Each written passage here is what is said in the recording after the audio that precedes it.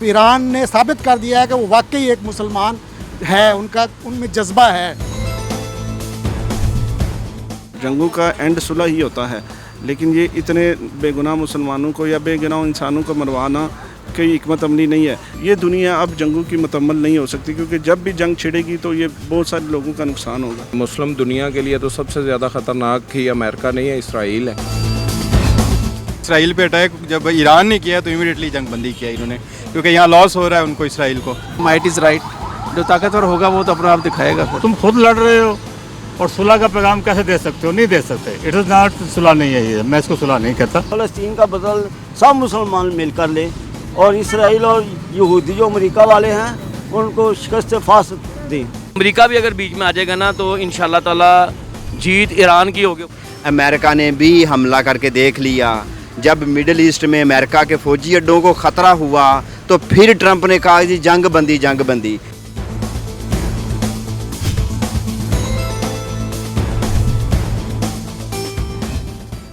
Israel और फ़लस्तीन के दरमियान एक लंबे अरसे से जंग जारी थी। इस जंग का हिस्सा जब अमेरिका बना तो हमने देखा किस तरह से ईरान ने जवाबी कार्रवाई की। ईरान की जवाबी कार्रवाई पर अमेरिका की चीखें निकल गईं और ये चीखें यूनाइटेड नेशन तक पहुंची। आखिर फ़लस्तीनियों पर होने वाले जुल्म पर यूनाइटेड नेशन समेत अमेरिका और उम्मत मुस्लिमा भी खामोश क्यों रहे? इसी मौजू पर हम आज अवाम की आवाज़ आप तक पहुंचाएंगे। मैं हूं नूर अमानुल्लाह और आप सब देख रहे हैं समा डिजिटल। आइए चलते हैं, अवाम की राय जानते हैं।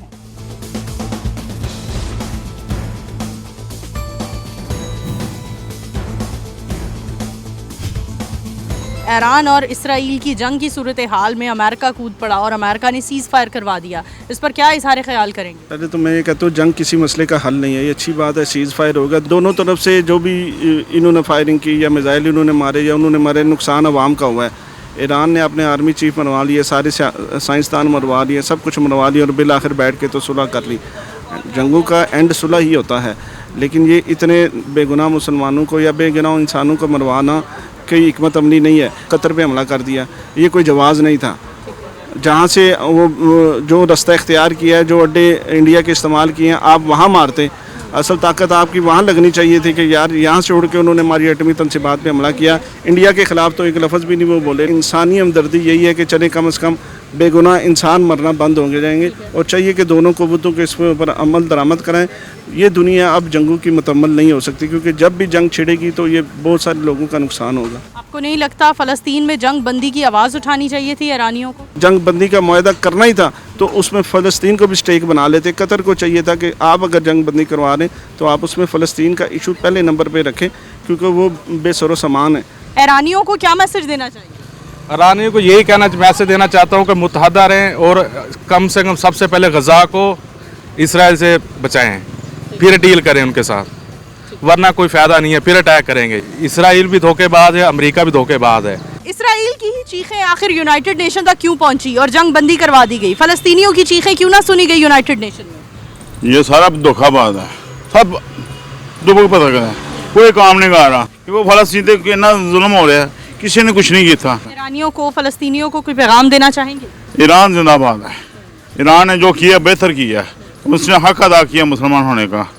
इसराइल को तबाह होना चाहिए, अमेरिका को भी तबाह होना चाहिए। ये पिट्ठू हैं सारे अमेरिका के। इसराइल और ईरान की जंग के दरमियान जो सूरत हाल हुई वो हम सब ने देखी। इसी पर ही अवामी राय से हम आपको आगाह कर रहे हैं। आखिर इसराइलियों की चीखें यूनाइटेड नेशन तक क्यों पहुंची? क्या कहना चाहेंगे? फ़लस्तीनी तो इतने अरसे से लुट गए हैं, तबाह हो गए हैं, बर्बाद हो गए हैं, उनके लिए कोई आवाज़ क्यों ना उठाई गई? ये अपने घर में आग लगी थी इसीलिए, अदरवाइज़ आप पूरी दुनिया नेशन देख रही है कि क्या से क्या कर दिया उसने। बदमाशी थी, अल्लाह तबारक ताला की ज़ात ने उसको जो ऊपर ताकतें थी उनको ऐसा ज़ेर कर दिया। अपने आकाओं के पैरों में बैठ के जाके उन्होंने कहा जी खुदारा ये जंग बंद करा दें। वो बड़े जंगजू लोग हैं और हम उनके साथ हैं मजहबी तौर पे और जुल्मी तौर पे। ईरान ने इसराइल को और अमेरिका को बता दिया है कि सुपर ताकत सिर्फ अल्लाह ताला की ज़ात है और अगर हमारी तरफ मैली निगाह से देखा तो हम ये आंखें निकाल देंगे। क्या कहते हैं, इसमें दीगर मुस्लिम ममालिक को भी तो शामिल होना चाहिए था। फ़लस्तीनियों के लिए कोई रास्ता निकालना चाहिए था कि जंग बंदी की सूरत हाल तभी मुमकिन है जब फ़लस्तीन में जंग बंद की जाए। देखें ये तो है ना बड़ा मुश्किल है, ये सवाल ना आपका आसान है, इसका जवाब मुश्किल है। ये सारे किंगशिप पे चल रहे हैं, ये अपनी औलादों के लिए, अपने तख्त के लिए इन्होंने कहते हैं कि भाई को मार पड़ जाए, बहन को मार पड़ जाए, हमें ना पड़े। लेकिन अल्लाह तबारक ताला ने उसको इतनी सलाहियत दी थी और कौम ने उसका साथ दिया। ईरान ने लड़ने को सारे लड़ सकते हैं, अब नहीं करेंगे तो उनके बाद इनका भी यही हाल होता। ये तो उसने 2, 4, 5, 10 साल के लिए एक मक्कू ठप दिया उसका कि अब वो सोच समझ के कोई इक़दाम उठाएगा। लेकिन ये हमारे लिए, मुसलमानों के लिए सोचने का मुकाम है, ख़ासकर जो हमारे बड़ा भाई है उसको सोचने का मुकाम। इसराइल और ईरान की जंग बंदी पर क्या कहना चाहेंगे? ये तो ईरान तो हमेशा से इस अमेरिका का प्रॉक्सी रहा है। अभी आप देखें कि अगर कोई एक स्टेटमेंट ईरान के दिखा दें, जब हमारा इंडिया के साथ हुआ कन्फ्लिक्ट तो उसमें ईरान ने बिल्कुल आपकी कोई हमायत नहीं की। और ये तो हमेशा से जो है मुस्लिम दुनिया के लिए तो सबसे ज़्यादा ख़तरनाक ही अमेरिका नहीं है, इसराइल है। आप हिस्ट्री उठा के देख लें, उसने कितने मुसलमानों को मारा है और पाकि जो है उन्होंने कितने मुसलमानों को मारा है। ये तो हमेशा से ईरान ने हमेशा से अमेरिका की प्रॉक्सी का किरदार अदा किया है। वो कभी भी जो है वो मुस्लिम दुनिया के साथ वो सिंसियर नहीं रहा हमेशा से। अब देखिएगा होता आगे से क्या है, ये एक प्रॉक्सी चल रही है बिल्कुल। वो अगला हदफ तो पाकिस्तान ही है, एटलीस्ट अगला हदफ पाकिस्तान है। अमेरिका के हवाई अड्डों पर ईरान ने हमला कर दिया, इस पर क्या कहेंगे? वो कौन सा हमला होता है जो आप बता के करें? वो कभी ऐसे हुआ है कि आप बता रहे हैं जी कि हम हमला करने वाले हैं, आप अपनी चीज़ें जो वो साइड पे कर लें और ख़ाली जगहों पे आप मिसाइल दाग दें? कोई नुकसान कैजुअलिटीज़ आप बता दें, कोई इसराइल की कैजुअलिटीज़ बता दें आप। ईरान के साइंसदान मरे, ईरान के जो है वो फ़ौजी लीडर्स मरे। कोई एक फ़ौजी किसी भी मीडिया में विद CNN विद एनीथिंग कोई एक फ़ौजी इसराइल का ज़ख्मी भी दिखा दें, वो मरना तो बहुत दूर की बात। फ़लस्तीनियों की चीखें आखिर यूनाइटेड नेशन तक क्यों ना पहुंची? जब इसराइलियों पर हमले हुए तभी जंग बंदी का ऐलान क्यों हुआ, लेकिन फ़लस्तीन में अभी भी जंग जारी है? ये अमेरिका और इसराइल का जो गठजोड़ है, इसकी वजह से जो है फ़लस्तीन की जो आवाज़ जो है वो कहीं भी नहीं पहुंच सकी। इसराइल पे अटैक जब ईरान ने किया तो इमीडिएटली जंग बंदी किया इन्होंने, क्योंकि यहाँ लॉस हो रहा है उनको, इसराइल को। ठीक है, वहाँ उनको कोई लॉस नहीं था, प्योरली जो है फ़लस्तीन का लॉस हो रहा है। अमेरिका के हवाई अड्डों पर जो ईरान ने हमला किया उस पर क्या ख्याल रखते हैं? अमेरिका के हवाई अड्डों पे डेफिनेटली उन्होंने पहले उनको वार्न किया था कि अगर हम पे करेंगे तो हम भी बदला लेंगे, तो बदले में उन्होंने जो है उनके हवाई अड्डों पे किया अटैक डेफिनेटली। ठीक है, बहुत शुक्रिया, थैंक यू जी। नाज़रीन आगे बढ़ते हैं, मज़ीद लोगों से बात करते हैं।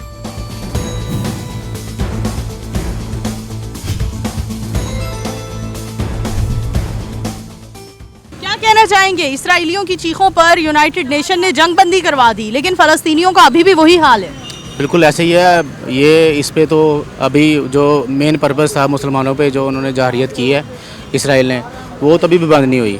अगर ईरान उन पे हमला भी कर रहा है, लेकिन अभी भी वहाँ पे आप देख सकते होंगे आए दिन जो है ना वहाँ पे शहीद हो रहे हैं, जो कि नहीं होना चाहिए था। अगर यहाँ पे जंग बंदी हुई है तो वहाँ सबसे पहले होना चाहिए था। उनको भी तो इंसाफ मिलना चाहिए ना, वो भी मुस्लिम ममालिक हैं, उनको भी इंसाफ मिलना चाहिए था। लेकिन उधर अभी भी सेम वैसा ही है, जो पहले हो रहा था अभी भी वैसा ही है, बल्कि अब ज़्यादा हो रहा है।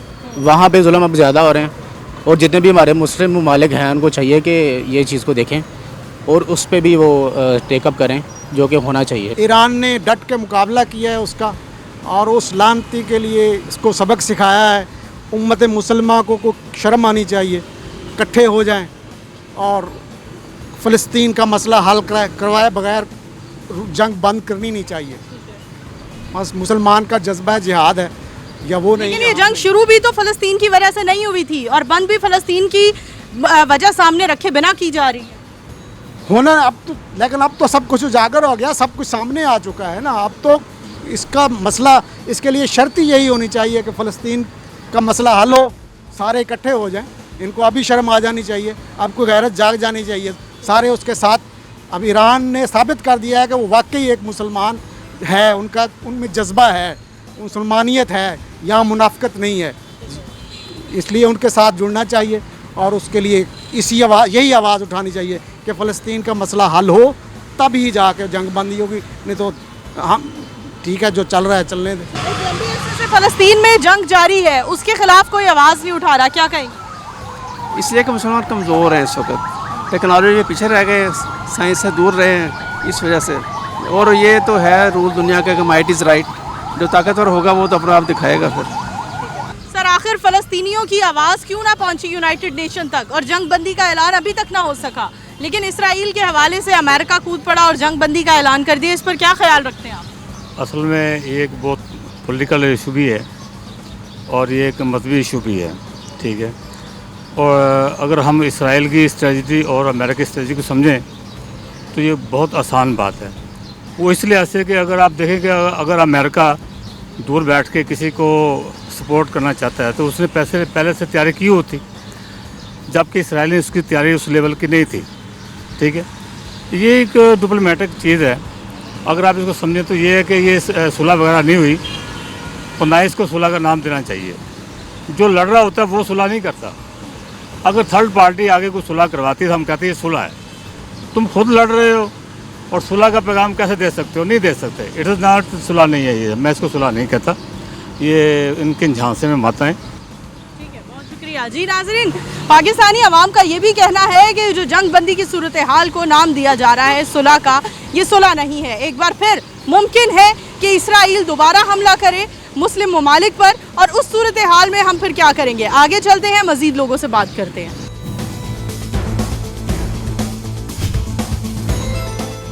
इसराइल की जंग बंद करवा दी अमेरिका ने। क्या सिर्फ यूनाइटेड नेशन तक इसराइलियों की ही चीखें पहुंची हैं, फ़लस्तीनियों की ना पहुंची? फ़लस्तीनियों को पहुंचना चाहिए और मुसलमानों को उनकी मदद करनी चाहिए।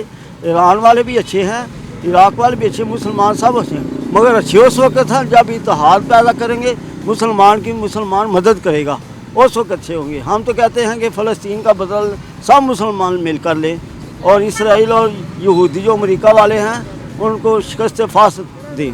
ठीक है नाज़रीन, अवाम का कहना है कि फ़लस्तीन में होने वाले जुल्म के ख़िलाफ़ तमाम मुस्लिम ममालिक को एक हो जाना चाहिए, यकजान हो जाना चाहिए और उसका बदला लेना चाहिए। आगे चलते हैं, मज़ीद बात करते हैं। ईरान और इसराइल की जंग बंद करवा दी गई है, अमेरिका की तरफ से ऐलान किया गया है। क्या कहते हैं आप? इसराइलियों की चीखें यूनाइटेड नेशन तक पहुंची, फ़लस्तीनियों की आज तक ना पहुंच सकी। जी, फ़लस्तीनियों की आवाज़ अल्लाह तो सुन रहा है ना। तो ये ईरान का हमला जो है ना, ये अल्लाह की तरफ से ही, इस्लामी ममालिक इकट्ठे नहीं हुए। फ़लस्तीन में भी तो बच्चे हैं ना जो शहीद हुए हैं, उनके लिए कोई मुस्लिम ममालिक नहीं बोला। और ईरान के साथ इसने, ईरान को तो अल्लाह ताला ने एक ऐसे शरफ़ दिया है कि वो अब इसराइल के साथ सीधा हो गया है।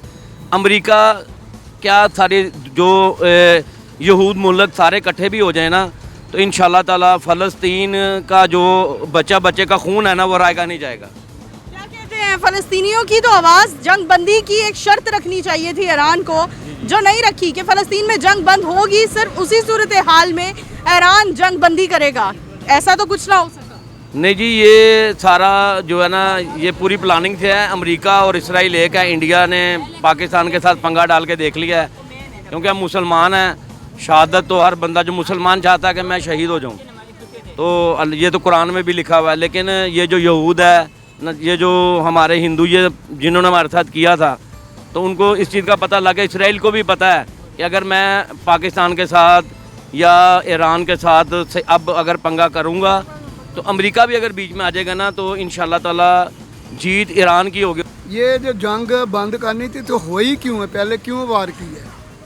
इससे तो पहले ना ही करते हो, लोगों को जंग नुकसान करके बाद में क्या नहीं बंद कर दें। ये तो कोई बात ना हुई। इनको पहले फ़लस्तीन का करना चाहिए था कि फ़लस्तीन खाली करो। उन पे इतना खून खराबा किया है। मुसलमान नहीं है।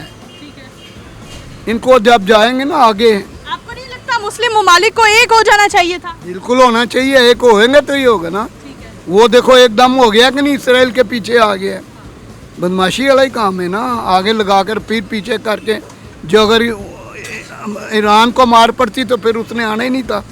फिर उन्होंने ये भी नहीं कहना था सुलह करा, जैसे इंडिया की हुई है।